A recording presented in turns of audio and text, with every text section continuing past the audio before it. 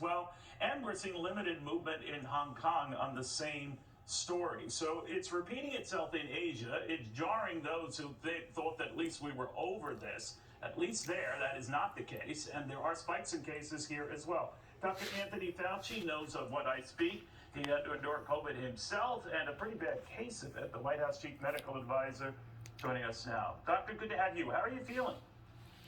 I'm doing real well, Neil. Thank you for asking. I'm actually fully recovered and I'm essentially back to normal. Thank goodness. Now you were, being treated again. Was there a flare-up after the flare-up? What was going on there?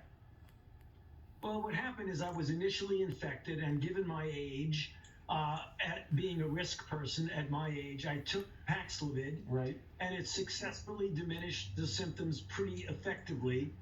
And then when I finished the course, I tested myself on a Monday. I was negative, Tuesday negative, Wednesday negative, but then on Thursday, it reverted back to positive. So simultaneously with that, literally within 12 hours, I started to get a return of symptoms with fever, with aches, with some little bit of a cough, not very bad. So I went back on Paxlovid for another 5 days. That cleared things up very well.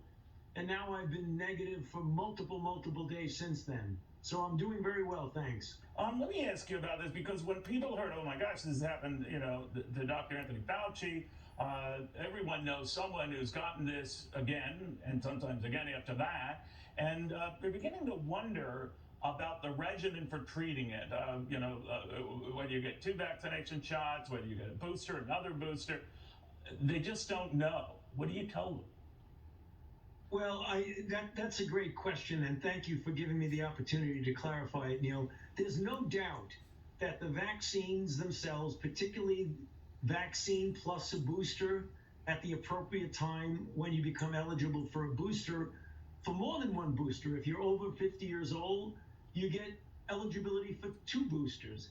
One of the things that's clear from the data, that even though vaccines, because of the high degree of transmissibility of this virus, don't protect overly well, as it were, against infection, they protect quite well against severe disease leading to hospitalization and death. And I believe that's the reason, Neil, why at my age, being vaccinated and boosted, even though it didn't protect me against infection, I feel confident that it made a major role in protecting me from progressing to severe disease.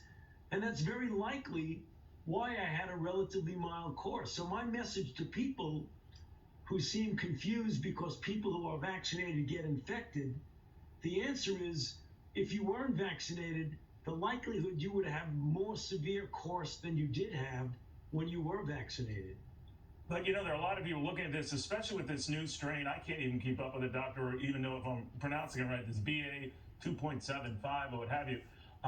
It always seems to be mutating. It always seems to be spreading.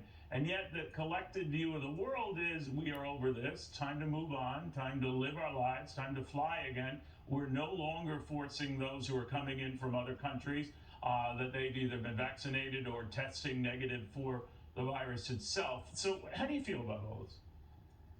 Well, we are certainly not over it. And I think that, people have an understandable desire to put this in the rearview mirror and say we're through with it. But that's just not the reality, Neil. And when I say that, I don't mean to scare people, to get people feel they have to dramatically alter their lives or do anything with mandating a thing like that. We're not talking about that.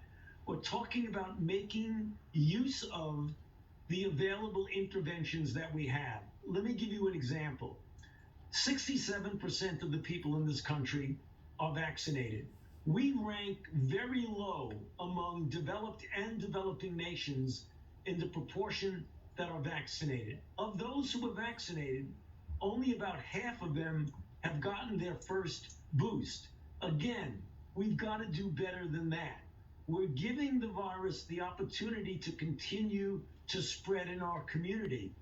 And if we do simple things, which are not disruptive in any major way, vaccination, boosting, testing. For example, if you're going to go to a function, you want to get tested to make sure you're negative so that if you are infected and you have minimal symptoms, you don't spread it.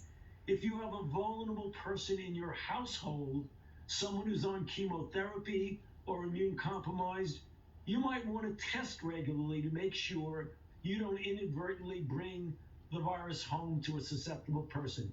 Those are relatively easy things to do, Neil, and yet we're not doing enough of it. And that's what I'm trying to get the message out.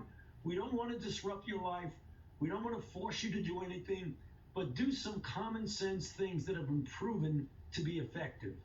All right, so very quickly then, Doctor, if people are realizing, yes, the number of cases have spiked pretty much across the globe, nothing like what's going on in China, but they're not severe cases. They're very few hospitalization cases, although they're spiking as well. That makes Americans in particular say, been there, done that, over that. What do you tell them? Well, I tell them it's understandable with that attitude, but be careful. We are still having an increase in hospitalizations. We're having many more infections than being recorded. We say it's about 140,000 a day. Those are grossly undercounted because many people who get infected do a home test and don't report it. And we are still at around 300 deaths per day. Yeah, That so is an if you unacceptably test high positive, level, you Neil. gotta So tell your although doctor. people kind of say, been there, done that, well, we're at a level that is not an acceptable level for us. We've got to do better than that.